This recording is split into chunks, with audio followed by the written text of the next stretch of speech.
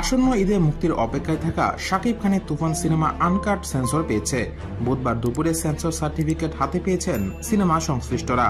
তারা জানান, বিনা কর্তনে সেন্সর ছাড়পত্র পেয়েছে তুফান। এদিকে কোনো কাটাছেঁড়া ছাড়াই সেন্সর ছাড়পত্র পাওয়ায় বেশ খুশি তুফান টিমের সবাই। প্রযোজনা প্রতিষ্ঠান আলফা আই স্টুডিওস লিমিটেডের কর্ণধার শাহরিয়ার শাকিল বলেন, তুফান সিনেমা নিয়ে যে উন্মাদনা সাধারণ দর্শক হল মালিকদের মধ্যে, এটা আশা সঞ্চার করে। আমি ধন্যবাদ জানাতে চাই সেন্সর বোর্ডকে, সেই সঙ্গে বোর্ডের সব মেম্বারের প্রতি কৃতজ্ঞতা। জানা গেছে, একজন গ্যাংস্টারের গল্পে তৈরি হয়েছে তুফান সিনেমা, যেখানে উঠে আসবে ৯০ দশকের চিত্র।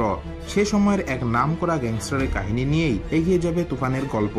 এক সাক্ষাৎকারে এই সিনেমা প্রসঙ্গে নির্মাতা রায়হান রাফি বলেছেন, এই ধরনের সিনেমা আমি শাকিব ভাই কেউ কখনো করিনি। তুফানের মতো সিনেমা বাংলাদেশে আগে কখনো হয়নি। শুধু বলতে চাই, এটি একটি অ্যাকশন ফিল্ম, একজন গডফাদারের গল্প। সুপারস্টারকে নিয়ে গ্যাংস্টার ছবি বানানোর ইচ্ছা ছিল আমার, যেমন কেজিএফ, পুষ্পার মতো সিনেমা। বাংলাদেশে গ্যাংস্টার সিনেমা বানানোর মতো একজনই আছে, সে শাকিব খান। আর সে কারণেই তাকে নিয়ে এই সিনেমার কাজ করা। যৌথ প্রযোজনার তুফানে যুক্ত আছে বাংলাদেশের নামী প্রযোজনা সংস্থা চরকি ও আলফা আই।